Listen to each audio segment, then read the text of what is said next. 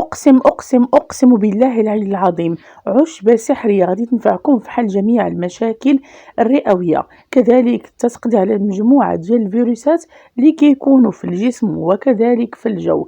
فوائدها كثيرة، لو أنكم تعرفوها تاخدوها بثمن الذهب، وعوض ما تخزنوا الدقيق والزيت والسكر وتخاطفوا على اللوبيا والعدس تاخدوها وتخبيوها عندكم وتستعملوها، لأنها فعلا كتنفع في بزاف ديال الحالات المرضيه بدون كيف ما تنقولوا الحالات المستعصيه. عجبتنا ثمنها رخيص ولكن فوائدها كثيره، والاهم انها كميه قليله منها غادي تنفعكم الا كنتم من الناس اللي تيخافوا من المشاكل ديال الجهاز التنفسي او اللي تعانيوا من مشكل ديال الحساسيه، مشكل ديال الرشح، السعال، البلغم وغيرها من المشاكل ديال البرد. وكذلك غادي تقوي لكم المناعه وتقضي على البكتيريا والفيروسات اللي كاينين في الجو.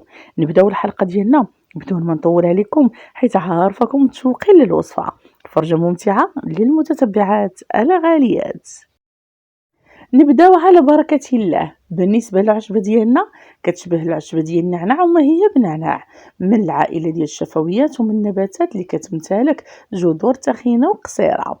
والاهم من هادشي كامل كثيفه وكتغطيها شعيرات بيضاء اللون ما بين الصفوريه والبيوضيه، هذا هو اللون ديالها متقابله وصغيره. والاهم من هادشي كامل ما كتحتاج لا رعايه ولا تلح ليها بذور ولا غيرها، في جميع الظروف برد وصيف وشتاء كتنبت وكذلك كتنوض بطريقه اللي هي اش غنقول لكم عشوائيه، كتقاوم جميع الظروف.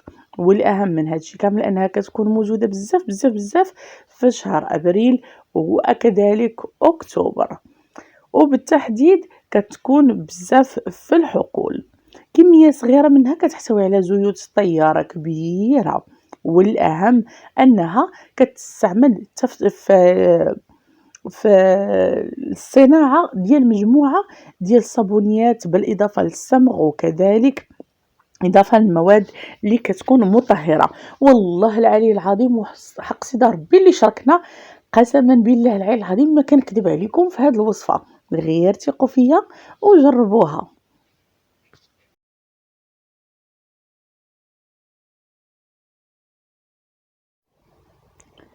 كذلك العشبة ديالنا كتستخدم كمجففة ومقوية للخلايا ديال الكبد، معالجة الالتهابات القصبات الهوائية وفقدان الشهية، إضافة للسعال الديكي كتخلصكم كذلك من سوء الهضم وكتحيد هذاك المشكل ديال التخمة وهذيك الدكاكيعة. عشبتنا عندها مجموعة ديال الفوائد غنتعرفوا عليها، ولكن نفصحوا على الاسم ديالها اللي عارفاكم انكم في الانتظار ديالو. عشبة الكرفاسيون أو عشبة الكلاب.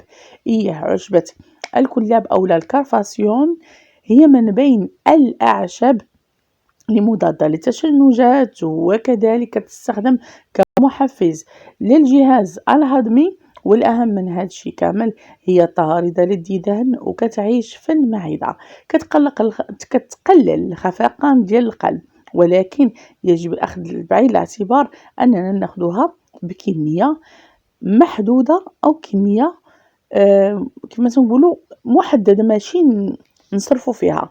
كذلك كتعمل الزيت ديالها على الاسترخاء والتقليل من التعب والإرهاق. وما نساوش تبييض الأسنان اللي كيقلبوا على سنينات بيضين.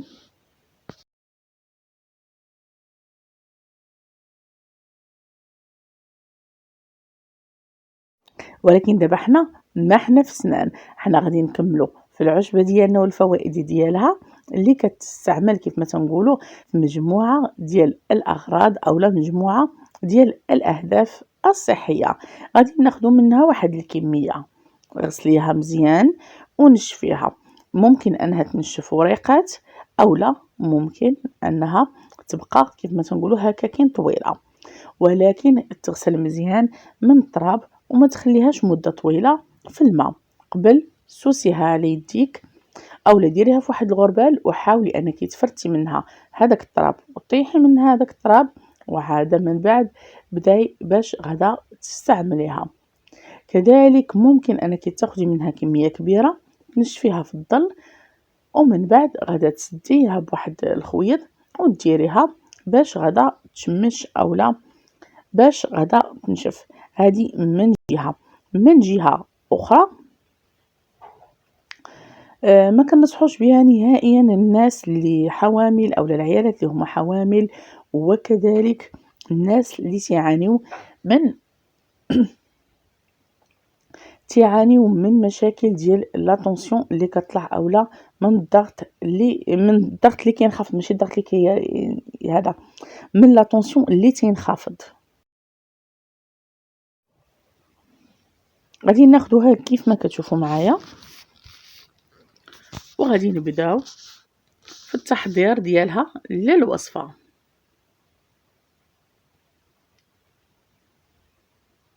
فوالا قلت لكم بحال هكا سوسوها باش هذاك التراب كامل وهذيك الرمله اللي فيها تحيد. غادي نقطعوها طريفات بهذا الشكل.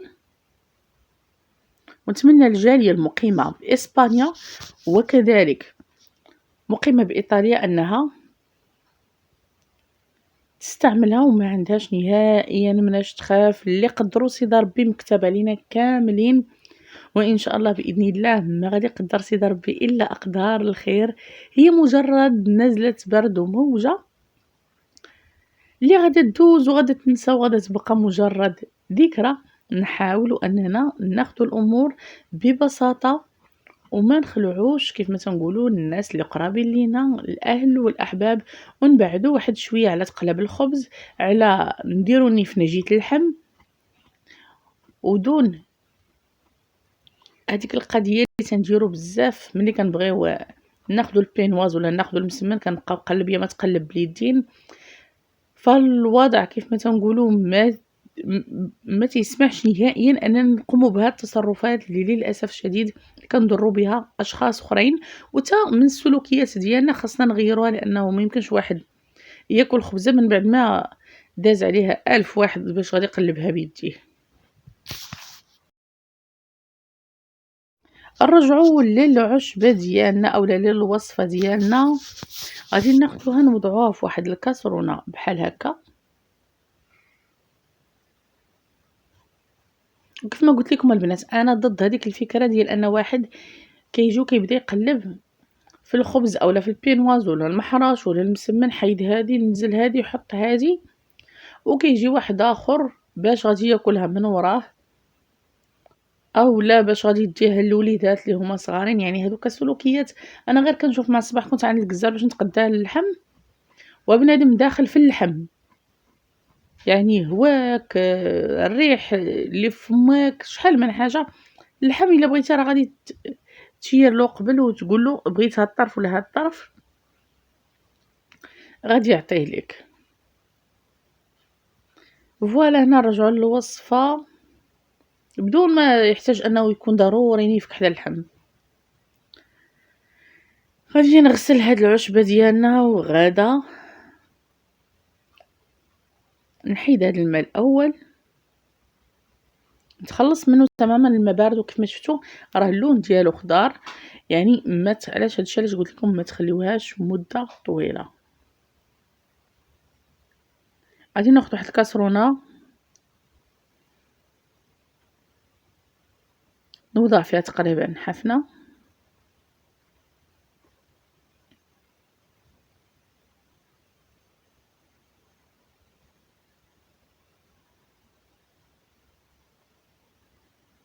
ونضيف من بعد الماء كيف ما كتشوفوا.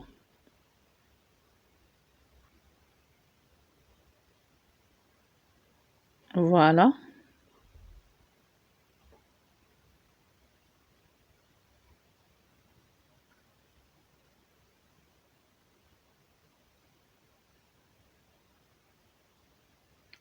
من بعد غادي نوضع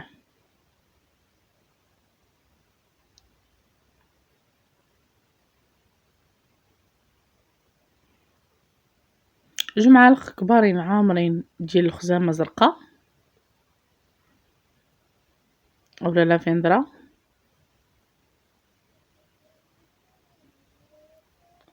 وغادا نخلطها.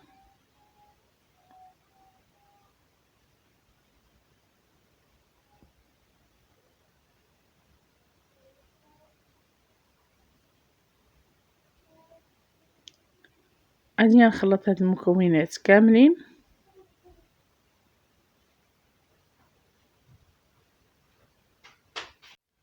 غادي نوضعهم فوق البوطة باش غادي يغلاو، وغادي نكون ضفت ملعقة كبيرة أولا عامرة ديال الزعتر. وفي هاد الأثناء كيف ما كتشوفوا معايا الجنب ديال البوطاج موسخ، البوطة موسخة، كان خصني ضروري باش غادي نعقم أول شيء الجو ومن بعد نكمل واحد الدورة بالدار، لأن الظروف الأخيرة اللي كانت ما كانتش كتساعدني نهائيًا أنني نكون في الدار أولا نقابل الدار. دعواتكم معايا، ونتمنى نتمنى نتمنى نتمنى كذلك أن الله سبحانه وتعالى يفرجها على المهاجرين أولا على الجالية المغربية وجميع الناس على الكوكب ديال الأرض، باش ما نخصوش غير الناس ديال المغرب فقط، جميع الناس حبابنا وصحابنا، وأكيد كنبغيوهم جميع الجنسيات. ما بقى لي إلا نودعكم وإلى اللقاء. شكرا خاص على المتابعة.